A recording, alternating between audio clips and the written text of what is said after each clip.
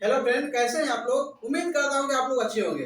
आज मैं आप लोग के बीच एक टॉपिक के लेकर आया हूं। उस टॉपिक का नाम है हिंदी व्याकरण। हिंदी व्याकरण में सबसे स्टार्टिंग पॉइंट में बताऊंगा कि व्याकरण क्या है, इसके कितने भाग हैं, आपको व्याकरण की जानकारी दूंगा। लेकिन आप लोग यदि मेरे चैनल पर नए हैं तो मेरे चैनल को सबसे पहले लाइक सब्सक्राइब कीजिए, क्योंकि पूरी वीडियो देखने के बाद आप लाइक सब्सक्राइब करना भूल जाते हैं। तो उम्मीद करता हूँ कि आप पहले लाइक सब्सक्राइब कीजिए। तो आपको मैं वीडियो का स्टार्ट करता हूँ। तो आइए मैं आपको वीडियो का स्टार्ट करूँ। मेरे से वादा कीजिए कि मेरा वीडियो को पूरे अंत तक देखेंगे। आधा अधूरा देखेंगे तो मेरा वीडियो को स्टॉप कर दीजिए। तो आइए मैं आपको समझाते हैं व्याकरण क्या है। व्याकरण किसे कहते हैं। सबसे पहले व्याकरण क्या है।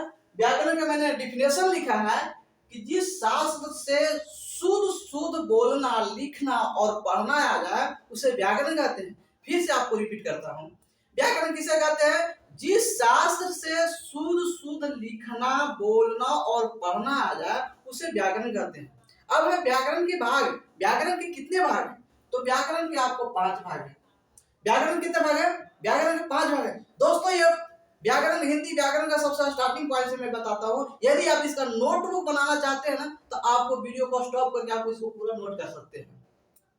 अब इसका मैंने पूरे अंत तक मैंने पूरा वीडियो इसको देते रहूंगा स्टेप बाय स्टेप करते हुए। तो सबसे स्टार्टिंग पॉइंट है, हम तो आपको बताने वाले हैं व्याकरण के भाग। व्याकरण के 5 भाग है। 5 भाग है। पहला है वर्ण विचार, दूसरा है शब्द विचार, तीसरा है वाक्य विचार, चौथा है चिन्ह विचार और पांचवा है छंद विचार। पहला क्या है, वर्ण विचार, दूसरा है शब्द विचार, तीसरा है वाक्य विचार, चौथा है चिन्ह विचार और पांचवा है छंद विचार। तो सबसे पहले हम आते हैं पॉइंट पर वर्ण विचार में। वर्ण विचार को मैं स्टार्टिंग करता हूँ। वर्ण विचार में सबसे पहले डिफिनेशन हमने लिखा है वर्ण क्या है, वर्ण किसे कहते हैं। तो हमने वर्ण का डिफिनेशन लिखा है कि वर्ण उन मूल ध्वनियों को कहते हैं जिसे हम खंड करके उसको अलग नहीं कर सकते हैं। समझ पा रहे हैं, वर्ण किसे कहते हैं। वर्ण उस मूल ध्वनियों को कहते हैं जिसे हम खंड करके उसको अलग नहीं कर सकते हैं, उसको वर्ण कहते हैं। जैसे कि आप देखें, क है, ख है, ग है, घ, ह, र। इसमें क्या है, हमने हलंत लगा दिया। क में अगर हलंत लगेगा तो आधा क है। अब आधा क को तो अलग नहीं कर सकते हैं। ख है, इसमें हलंत लगा दिया तो आधा ख को अलग नहीं कर सकते हैं। इसे ये वर्ण क्या है, वर्ण करते हैं इसे। अब है वर्ण के भेद। वर्ण के भेद, वर्ण कितने भेद हैं, तो वर्ण के 2 भेद हैं। पहला क्या है, स्वर्ण वर्ण, दूसरा है व्यंजन वर्ण। तो स्वर्ण वर्ण की परिभाषा मैंने लिखा है, स्वर्ण वर्ण के डिफिनेशन मैंने लिखा है कि जिस वर्ण के उच्चारण में किसी दूसरे वर्ण की सहायता नहीं लेनी पड़ती है। स्वर्ण वर्ण के डिफिनेशन है कि जिस वर्ण के उच्चारण में किसी दूसरे वर्ण की सहायता नहीं लेनी पड़ती है उसे स्वर्ण वर्ण कहते हैं। जैसे कि आपको आकरा, असई, दीर्घई, असौ, दीर्घऊ, री, ए, ऐ, ओ, औ, अन, अह। ये आपको क्या है, स्वर्ण वर्ण है। अब इसकी स्वर्ण वर्ण की संख्या 13 है मेरे दोस्त। अब आते हैं व्यंजन वर्ण किसे कहते हैं। व्यंजन वर्ण किसे कहते हैं, जिस वर्ण के उच्चारण में स्वर्ण वर्ण की सहायता लेनी पड़ती है। बिना स्वर्ण वर्ण की सहायता से व्यंजन वर्ण बन ही नहीं सकता है, उससे हम क्या कहेंगे, व्यंजन वर्ण कहते हैं। फिर से बताते हैं आपको, व्यंजन वर्ण किसे कहते हैं, जिस वर्ण के उच्चारण में स्वर्ण वर्ण की सहायता लेनी पड़ती है, स्वर्ण वर्ण की सहायता से वो व्यंजन वर्ण बन ही नहीं सकता है, उसको क्या कहते हैं, व्यंजन वर्ण कहते हैं। जैसे कि आप देखिए, क क आप बोलते हैं क, तो क बोलते हैं तो क्या होता है, क।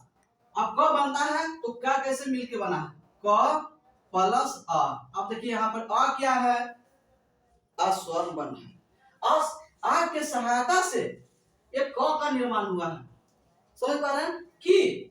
अब है की, तो की कैसे बनेगा, की बनेगा क प्लस ई, तो बन जाएगा की। समझ पा रहे हैं। तो व्यंजन वर्ण किसे कहते हैं, फिर वही बात है कि व्यंजन वर्ण जिस वर्ण के उच्चारण में स्वर्ण वर्ण की सहायता लेनी पड़ती है उसे व्यंजन वर्ण कहते हैं। आपको याद करने की जरूरत नहीं है, आपको सिर्फ समझने की जरूरत है। व्यंजन वर्ण किसे कहते हैं, जिस वर्ण के उच्चारण में स्वर्ण वर्ण की सहायता लेनी पड़ती है। स्वर्ण वर्ण किसे कहते हैं, जिस वर्ण के उच्चारण में किसी दूसरे वर्ण की सहायता नहीं लेनी पड़ती है। बस क्लियर। व्यंजन वर्ण की संख्या 33 होती है मेरे दोस्त। कितना होता है? 33। तो आज का ये इतना ही। फिर हम नेक्स्ट वीडियो में बताएंगे इसके नेक्स्ट पॉइंट है, वो है अंतस्थ वर्ण क्या है, स्पर्श व्यंजन किसे कहते हैं, अनुनासिक क्या है, अनुतान किसे कहते हैं, संयुक्ताक्षर क्या है, वर्ण की मात्राएं क्या है, ये सारा चीज मैंने नेक्स्ट वीडियो में बताऊंगा। तो आप बताइए, इतनी देर तक मैंने जो आपसे मैंने बात किया, मेरा वीडियो कैसा रहा कमेंट करके बताइए। अगर मेरे वीडियो में किसी प्रकार कोई त्रुटि है तो वो भी बताइए, कि मेरा वीडियो में क्या त्रुटि है। तो फिर मिलते हैं नेक्स्ट वीडियो में, तब तक आपके उज्जवल भविष्य के लिए धन्यवाद। Thank you.